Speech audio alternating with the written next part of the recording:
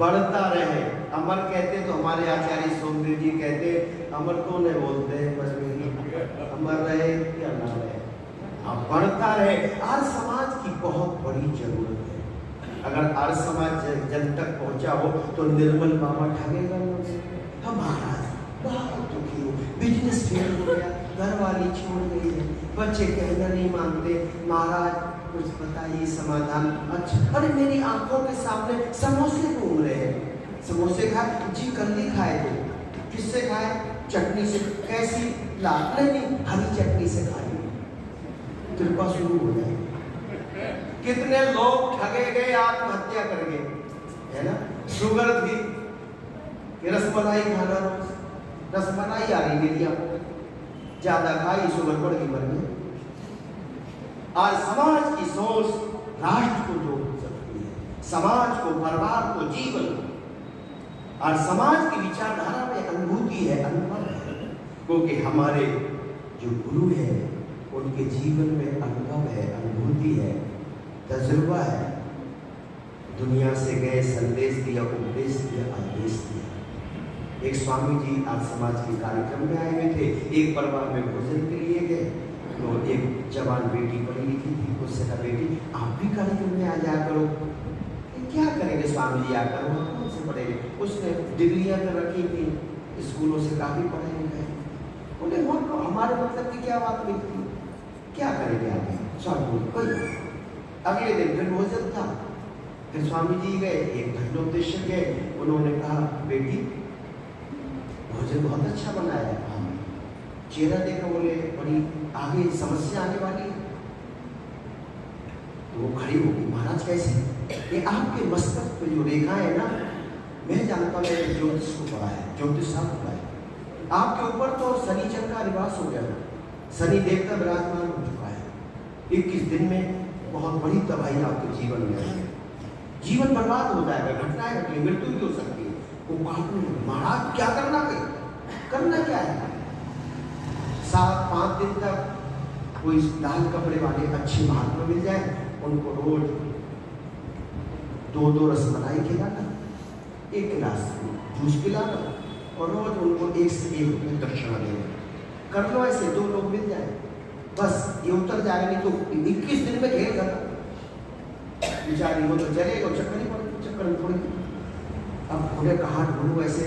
फिर उसने कहा कि कहाँ ढूंढना, ये आर्य समाज में तो आई है लाल कपड़े वाले महात्मा तो है, पर देखा तो बढ़िया रसमलाई जूस, 101 रुपये दक्षिणा। स्वामी जी, भानु जी भी सब थे, रसमलाई खिलाई, जूस पिलाया, 101 रुपये दिया। मैंने कहा ये तो बहुत बढ़िया बॉडी बनता शुरू हो गया। बस अगले दिन फिर 5 दिन पूरे हो गए, अंतिम दिन आई, फिर लेकर आई और खिलाकर उसके बाद स्वामी जी से कहा महाराज जी अब बताओ शनि देवता उतर गया अभी भी है? तो स्वामी जी मुस्कुराते कहते चढ़े ही कहाँ थे? चढ़े ही कहाँ थे? मतलब नहीं चढ़े। तो फिर तुमने जो कहा था आर्य समाज में आके करना क्या है? वो क्या बोलते हैं मेरे मतलब का?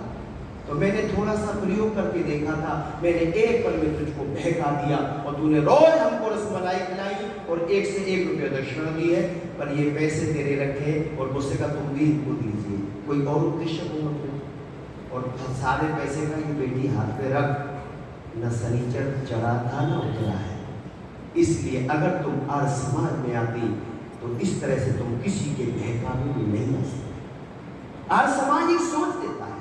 आज पढ़े लिखे बच्चे हमारे बहकते, बड़े बड़े लोग बहकते देखे, इसलिए हमने भूल एक की, हमने अनपढ़ लोगों की बातें मानी, लेकिन पढ़े लिखे व्यक्ति को नहीं माना, जिसने वेदों को पढ़ा, शास्त्रों को पढ़ा, अनेक ग्रंथों को पढ़ा, जिसने सत्यार्थ प्रकाश लिखा, जिसने संस्कार विधि लिखी, जिन्होंने ऋग्वेद भाषा लिखी, जिन्होंने आर्य उपदेश माला लिखी, जिन्होंने व्यवहार भानु लिखी पुस्तक, जिन्होंने पंच महायज्ञ विधि, हमने उनकी बातों को नहीं माना। और एक गीत बड़ा प्यारा याद आया,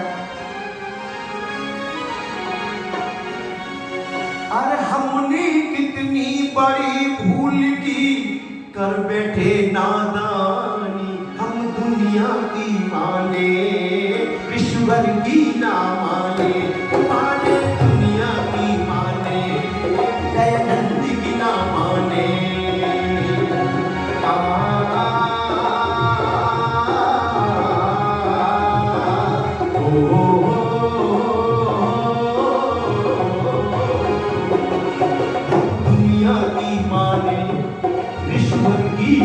माने, हम दुनिया की माने, दयानंद की ना माने।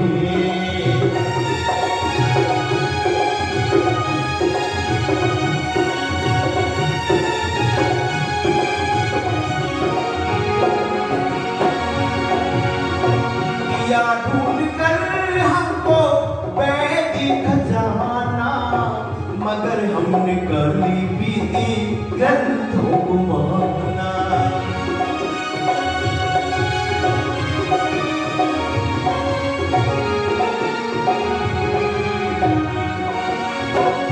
या ढूंढ कर हमको वैदिक खजाना, मगर हमने कली बीती ग्रंथों को माना। लिखी जिनमें भूतों और प्रेतों की कहानी, अरे हमने कितनी बड़ी भूल की कर बैठे नाथा। हम दुनिया की माने, दयानंद की ना माने, हम दुनिया की माने, वेदों की ना माने।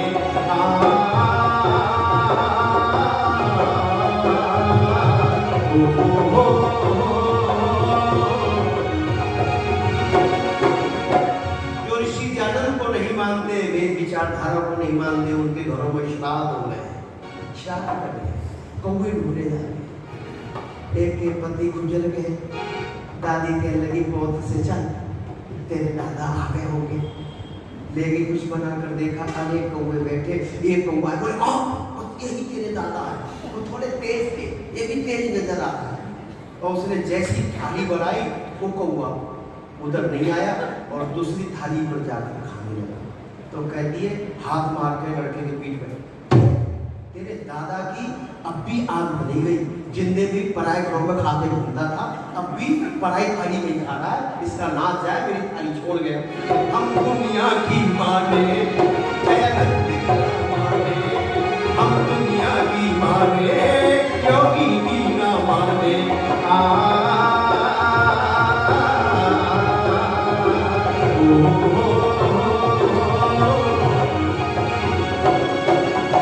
दिया ढूंढ कर हमको वैदिक खजाना, मगर हमने गले बीती ग्रंथों को माना। लिखी जिनमें भूतों और प्रेतों की कहानी, और हमने कितनी बड़ी भूल की कर बैठे नादान।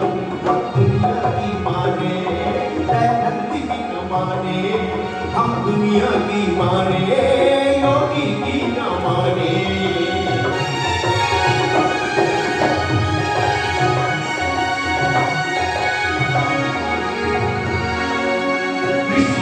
बताया प्रभु निराकार है, सर्वशक्तिमान सारे विश्व का आधार है।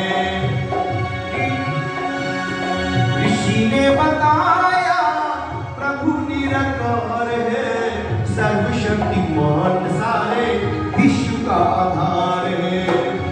क्या गगनी क्या पवनी, क्या है आग पानी, क्या गगनी क्या पवनी, क्या है आग पानी। हम दुनिया की माने, योगी की न माने, हम दुनिया की माने, वेदों की न माने। और हमने कितनी बड़ी भूल की कर बैठे नादान। हम दुनिया की माने, योगी की न माने।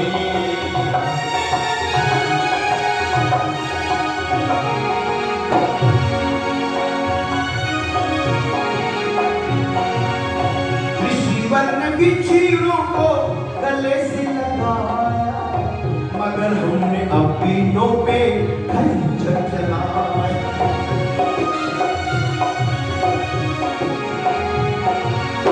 ऋषि वर्ण बिच्छियों को गले से लगाया, मगर हमने अपनों पे खंजर चलाया।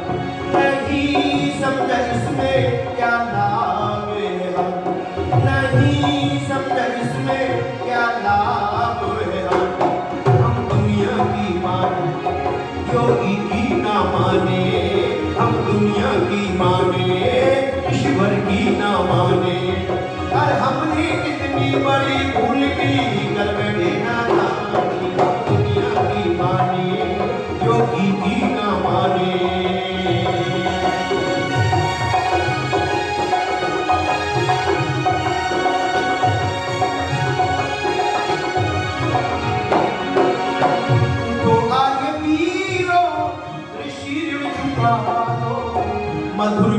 मंत्रों से गगन को बुझा दो।